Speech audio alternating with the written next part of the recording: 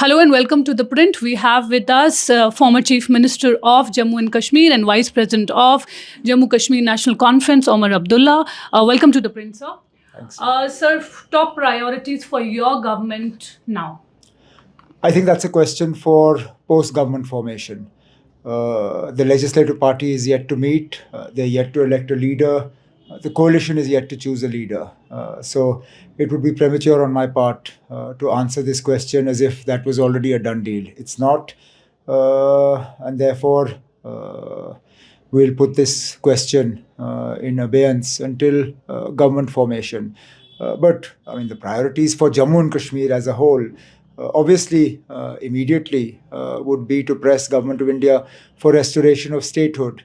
And then for the coalition, it would be to work out an agenda for governance and move forward on that.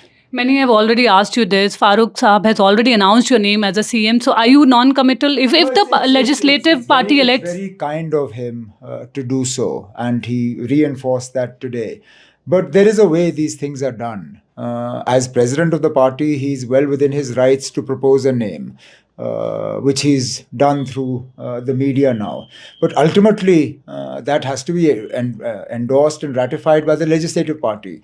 And I'm never one to presume that but something... But are you open to it? What? I've not said no. But it is for the legislative party to decide, and the meeting has been called for tomorrow. So let's wait for 24 hours. How will the government run? Many are skeptical of the fact that this will be like a Delhi model, the constant conflict between the centre and the elected government. Look, we haven't even started yet, and already people are seeing conflict. Let's wait. There is no doubt that this is a new experience for us. But I also hope that it's a temporary one. See, because unlike Delhi, nobody has promised Delhi statehood. Delhi has never been a state. Delhi has always had this sort of unique model. Jammu and Kashmir was a state prior to 2019. Jammu and Kashmir has been promised statehood by the Honorable Prime Minister and other senior ministers like the Honorable Home Minister. And therefore, I believe that in the not too distant future, Jammu and Kashmir will have statehood restored. And this aberration that we had over the last few years will be done away with. But public order and police will be under the domain of the Lieutenant Governor. So how do you see this? Because many had said this is the weakest assembly in the history of Jammu and Kashmir. And at the same time, the CM will not even have more power than that of a mayor. No, that's not true. Okay. That is not true.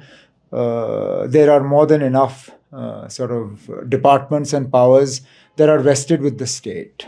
From amongst the state powers, there are only a handful that have been taken. The concurrent list is entirely with the Lieutenant Governor. But the state list, minus one or two things, is with the state government. So it's not as if the state government will not decide anything. It will. It won't decide as much as it should do, which is why I keep saying that this is not the assembly we deserve. But this assembly will get us to that point. I keep making this point. This is a temporary phase. Nowhere did the Honorable Prime Minister or anybody else say that statehood would only be restored to a BJP government, or that statehood would only be restored to a government in which the BJP was participating. They said Jammu and Kashmir will get statehood back. And therefore, I believe that for the incoming government, the first order of business in the next cabinet meeting should be for the cabinet to pass a resolution asking for New Delhi to restore statehood, and the chief minister should take that resolution, go and meet the Honorable Prime Minister and others and press for this. What about Article 370? This is something that was part of your manifesto. Many said that this is the domain of the centre. Still, your manifesto mentioned it. Why is it that we can't talk about things that are the domain of the centre?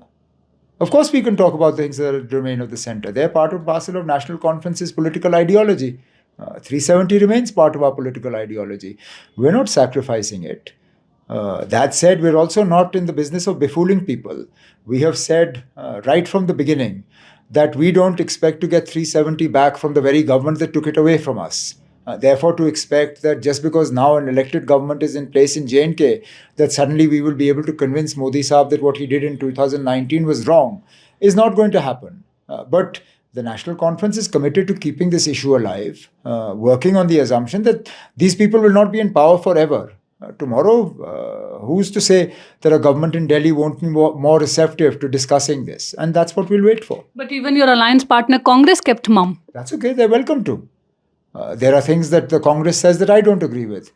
There are things that the Congress that we say that they don't agree with, which is why I said we'll frame an agenda for governance. I don't expect my political ideology to be subsumed into the Congress parties, nor do I expect theirs to be subsumed into mine. We are two distinct political parties. We have two distinct identities and ideologies, and that's the way it will be. What about resumption of dialogue with Pakistan? This is something that you had talked about. We will have our external affairs minister going to Pakistan, but he has said no bilateral talks. That's okay. He's still going to Pakistan. That's a start. It's a start I'll take. From no talks at all to no visits at all to now external affairs minister traveling to Pakistan. It's a start. It's a small step. And in this very difficult relationship, it'll always be baby steps. So we'll welcome the first step and we'll go forward from there.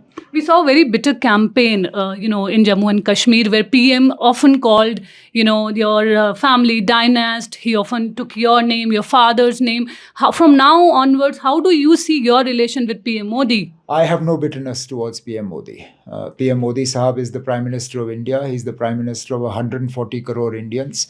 Elections by their very nature sort of bring differences to the fore. If you were all on the same wavelength and all on the same page, then why would you be fighting elections against each other? It's because we're not on the same wavelength that we fight elections against each other. But I am of the firm belief that what is said in elections should stay in the election. And going ahead, the government of Jammu and Kashmir and the government of the Union of India will have to work towards building a cooperative relationship, keeping in mind the federal structure of the country. And definitely on the part of the National Conference and this alliance, I would push for that. A lot of people are saying that the verdict is a split one, where BJP has done well in Jammu, National Conference has done very well in Kashmir. How do you intend to embrace Jammu? There is no split verdict. Okay. The verdict is very clear. The alliance has won. Now, yes, it is true that the alliance hasn't got as many seats from Jammu as we would have liked. That said, I have made this point very clear that as far as I am concerned, this government that will be formed in the next few days is the government of Jammu and Kashmir. It's not the government of Kashmir. It's not the government of National Conference. It's not the government of Alliance. It is the government of every single citizen of Jammu and Kashmir, whether they voted for this alliance or not, whether they voted at all or not. And therefore, this government, when it is formed, will have to work extra hard to give the people of Jammu a sense of ownership and a sense of belonging and a voice within the government. And I have no doubt that that will happen. The issue of Kashmiri Pandit has often dominated the political discourse of Jammu and Kashmir. How do you now, now that the party has won, the government will be formed, how do you look at that entire issue and rehabilitation of that? It's obviously an important part, but therein again, it actually stems from an earlier question of yours. Where you talked about law and order, security and all being the domain of the LG. Kashmiri Pandits left because their sense of security was taken away from them. They felt insecure here. They will not come back until that sense of security is restored. Until J&K gets statehood, security is a matter for the Lieutenant Governor. We will, of course, facilitate his efforts. We will help his efforts. But at the end of the day, it is the Lieutenant Governor that is responsible to ensure that the sort of terror attacks we see in Jammu, they are stopped and that the security situation remains calm. That said, I think it is also important that this has to be done in a atmosphere of cooperation. You can't do it by terrorizing people. You can't do it by scaring people. You can't do it by constantly arresting people or by weaponizing the CID department and police verifications and things like that. And therefore, we will obviously try our best to work together with the Lieutenant Governor to ensure that things move smoothly. One last question. We saw unemployment, development, even youth languishing in jail over frivolous charges dominated the campaign of NC as well as other parties. How do you intend to go forward on these issues? They're all part and parcel of our manifesto. Some of these things we will be able to roll out as a union territory. Some of these things will take time, in as much as they will need the state to be restored to us. And as I said earlier, we are hopeful that that will happen at the earliest. We saw people from both the constituencies. I hear voters from both the constituency. Which one? I'm not going to, don't worry, I'm not going to be able to give you that breaking news story. It's work in progress. I'm in the middle of consulting with colleagues. I'll obviously have a decision in a few days, and when I do, I'll let you know. Thank you so much for talking with us. Pleasure.